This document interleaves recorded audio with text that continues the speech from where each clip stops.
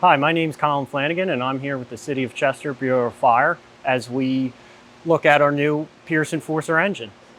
Chester is a 4.8 square mile city located in Delco. We serve 33,000 residents. We run approximately 3,500 calls a year. 60 of those are working alarms. We're coming from a 2017 Enforcer, and this one's quite similar. Before we go through the truck, I just want to quickly thank Mayor Roots, City Council, the Receiver's Office, and Commissioner Shirley for making this possible. So everyone who's familiar with the channel probably knows that this is a pretty common spec on the East Coast. We have a very similar engine that we've had for 8 years. So we knew what worked for us and what we wanted to change. We weren't looking to reinvent the wheel here. We have everything we want on a 30-foot overall length. From there, we did change a few things. Starting off with the front bumper, we moved the 150-foot jump line on the front to the outboard left position. We did that. We found that it was a little bit better. We had those on older trucks, and it gave us a little bit more freedom and space than in the center. Also allowed us to protect the queue. Moving on from that, looking up. Our last engine had a straight light bar. We went to 5 Wheel and Freedom mini bars. So if the truck's on an angle, which it commonly is, we have lighting coming off from all sides. Also, surrounding the light bar and all around the truck is our high-vis scene lighting. We looked at a couple brands and we really enjoyed what they had to offer. On the inside, it's pretty similar. We went with a heavy-duty finish. The one thing that probably jumps out the most is the T-handle shifter. We worked with Pierce to put that in. We did that for a couple reasons, mainly the tactile feel between gears. Moving further back, we mirrored the cab setup of one of our other engines to 3 against the back wall, 3 air pack seats.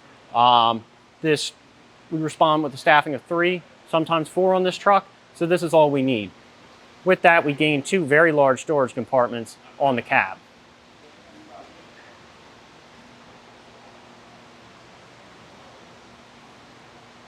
Here at the pump panel, again, quite simplistic. It's a 45-inch panel, as you see on many.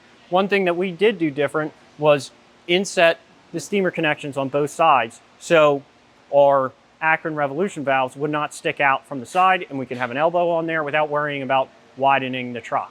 We have some pretty tight streets, so that was a very neat option. So the engineer's compartment here is a reverse hinge door. See this a lot nowadays. It allows the engineer not to be split from the compartment, which is where we're going to keep most of our couplings. Here we opted for the barn doors. This was nice. We went with this, so we want to be flipping up.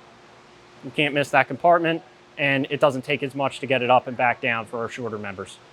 Final compartment here, same thing, regular hinging. One of the differences we did back here was switch from your traditional taillight stack to the round truck light lights. We did that because they're quite common, easy to replace, and it was a big cost savings. Here on the back, we also opted to go with the beaver tail versus the smooth rear end of the truck. We did this for a few reasons. One of them is to keep our nozzles and hose protected from road grime and dirt. And another reason is stability. And it's also a little bit nicer when you're pulling out the hose to keep it up against that wall if you have a taller stack. Here on the side, another change that we did, we're going to put our hose racks in the compartments to reduce wear and tear on that hose. But we primarily did that to keep the ladders as low as possible. One of the things we did here was add a booster line. Our last truck did not have a booster line, which that makes it a lot easier. The booster line is all the way to the right, and the deck gun is all the way to the left, so it's easy for the engine driver to operate it. We have a hose trough here. It is not a free-floating hose trough because we have a couple things here, and if we hit something, we don't want that coming up and shearing. So we do respond to Interstate 95, so one of the things that we took priority to is making the truck visible. We opted to put striping on the back wall of the cab, so when the truck's at an angle again, there's just a little bit more visibility here. The intake here on this side is inset as well. So we purchased Engine 82 through the Build My Pierce program, also referred to as BMP. It's not a stock truck program. We had plenty of options that we used, plenty of options that we left on the table and it was a more cost-effective way for us to buy a truck that we didn't need too many options on. Thank you for watching this video of our new engine.